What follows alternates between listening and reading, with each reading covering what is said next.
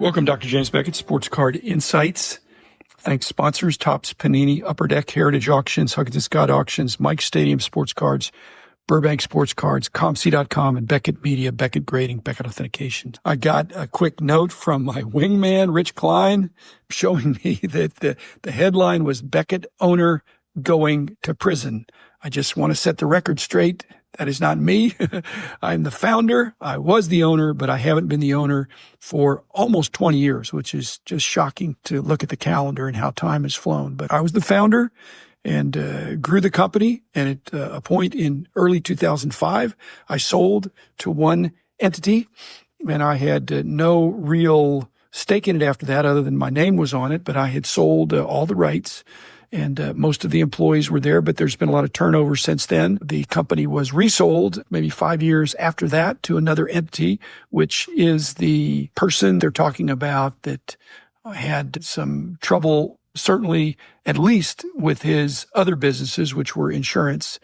And people should be innocent until proven guilty, but it looks like he's pled guilty to some serious charges that have put him in prison. I think he already was in, some people say jail and prison are not the same thing, but I'm sure he's in a white-collar prison. It's a big mess. Anyway, the headline that the Beckett owner is going to prison, that is not me. I sold 20 years ago. Actually, I had a chance to choose the new owner that I sold to, but I did not really have a chance to choose the owners that they sold to, which was Greg Lindbergh, who was a very aggressive entrepreneur who had a bunch of companies. Many of the companies that had a lot of cash were insurance companies. He's accused. Again, I think people should be innocent until proven guilty. And even when people plead guilty, that doesn't mean they're completely guilty of everything. It means they made an arrangement to make a plea that was agreed, maybe to lesser offenses. I don't know, but he could make his own decisions based on legal counsel of what would be best. At any rate, I think he's being accused of having some kind of a circular transaction, self-dealing. When you own several companies, if you borrow from one to go to the other, it's frowned upon. It's not always illegal if it's arm's length, but you have to think if an auditor comes in, you can't give one company a below market rate, or you can't look the other way and not have one company pay back the other. Again, I avoided that. I'm old school. Greg was 20 years younger than me, and I was old school. And I mentioned a lot about my parents. I wasn't real big on debt, borrowing money, thanks to my mom and dad. My parents grew up in the Depression, and so they weren't looking to get rich quick. I didn't even want to necessarily get rich, but if I was going to get rich slow, at any rate, there's mention of a loan to the company or to the entity. When you get into high finance, that's why you have a CFO sometimes, is that who made the loan, who received the loan, what were the loan covenants. Usually loans are papered and structured in a way whoever's loaning the money needs collateral. And there's all that. So if you're looking for an expose here, I don't have it. I don't have the inside scoop on that. But there's lots of speculation that the company, that Beckett, the brand, the grading operation might get sold. And I think that's premature. I think to say that it's imminent. There's a lot of consolidation in our industry, so it wouldn't shock me. But I just want to see the brand do well.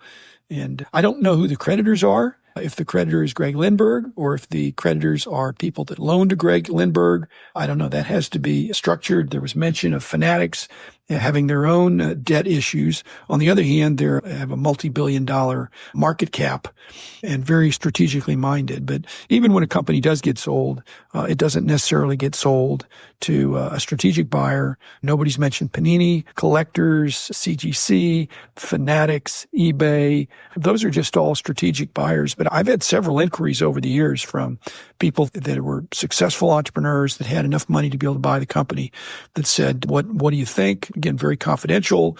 And so I'm not going to be involved. I am retired, but I'm happy to suggest things that I think are good for the brand, but I'm not going to have an operating role in anything going forward. I love doing my pro bono consulting, and I certainly will do that. The other thing that's a difference is that when the company is profitable, you need some retained earnings, but when the company is very profitable, you can pay out bonuses, and there still may be money to pull out And what do you do with it? You could invest that in another company, or you can do whatever you want to if you're the owner. Now, if you're the 100% owner, you certainly can. If you're the 90% owner, then you've got to make sure your 10% owner is getting similar treatment.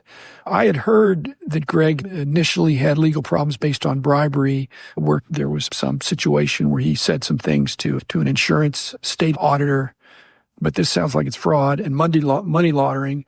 And I don't wish that on anybody. When you read or you listen to speculation, just be careful. I've been in a lot of lawsuits, but mostly as an expert witness. I've been sued, and in my opinion, every time I've been sued in the company, I was innocent. But you just have to defend yourself. I understand being involved in a lot of lawsuits as an expert witness and in a few on my own. It's just no fun. It's just no fun. I'd almost say there's no winners except the attorneys. If you keep your nose clean and try to do everything right, you could still be sued. And there were a few lawsuits of people that sued me for stuff that was just, it made no sense. And I thought, once I get my day in court, I'm just going to explain that this is either a misunderstanding or somebody's just out to, I don't even know why people do some things. And a lot of this apparently involves the acquisition of Knox and the treatment of Scott Roskin, who was the main guy behind that, and Kevin. I'm reading up on this stuff. I knew some of the stuff as it was happening, but now that everything's blowing up, and especially with the company being speculated about in a negative way, I just don't like all this corporate intrigue. Again, I'm not in charge, and I can't control the narrative. The way I try to control the narrative is not borrowing money. Donald Trump, who has been reelected, and more than 50% of the voters have looked the other way with the loan fraud that he was convicted of. But my question is, who's loaning these people all the money? I don't understand. I think if I went to go borrow money, I think people would loan me money. But then what's the collateral? What's the interest rate? The other thing I note is that I don't think Greg Lindbergh had much of an individual role in the company. He maybe had some veto powers, being originally the owner and then maybe a major shareholder, but a corporate role. My individual role and my corporate role were essentially the same. I was the 100% owner, and I was the CEO, and I was the president for most of those years. The other thing that's been discussed is an inability to sell a company is the same as the inability to sell a card. You're not able to sell it at the price that you want, but most things can be sold at a price that the buyer finds attractive. I don't wish that on my former company, that they would be forced to sell, but the only way they can be forced to sell is if whoever loaned them the money is demanding the money, and then they could either refinance the debt or something. I think it's way too complicated to do a bunch of speculation. I'm certainly not defending Greg Lindbergh. Everything that we're reading is pretty much one side of it. And I just remember being in court in some of these expert witnessing cases, employment discrimination cases. The plaintiff gets to go first, and they tell their story, and their story is told to their advantage. And I will say there's frequently a lot of truth in it, but you can't take it, and that's why you have cross-examination. But it's a big advantage to go first, and that's what's going on. It's not a good look. And when I was sitting there on the defendant side of some of these employment discrimination class actions, the plaintiffs would get up and they would go first, and you just shake your head and say, wow, that just sounds terrible. On the other hand, I had done analysis that suggested there were some explanatory factors for why the initial bad look could be explained away in a way that was legal. Let's see. I don't really want to do a long episode because I don't really have a lot of sports card insights other than here's one. My point was, this is not me. And it is so not me that, can you imagine Greg Lindbergh working the dollar box at a card show? I love cards, and I don't have to have, like I say, get rich slow. I'm not going to get rich from the dollar box. I love the hobby, and I don't want to have a black eye on the hobby with my company or any successor entities, but I just love cards. And I'm not trying to have the intrigue of having the finest known or even the biggest collection. I just want to enjoy the hobby, and I want to make it reasonably hassle-free. And I've been doing that for 20 years. The first 20 years of building the company, I worked really hard, so hard that I'm sure that's part of why I had a heart attack. But I wasn't ever worried about going to jail.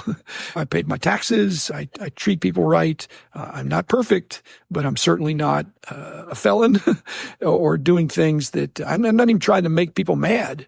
On the other hand, you have to stand up for your principles. Sad about the whole situation, and I hope it gets resolved. And I stand ready to help with anybody that's trying to do something positive with the brand that has my name on it.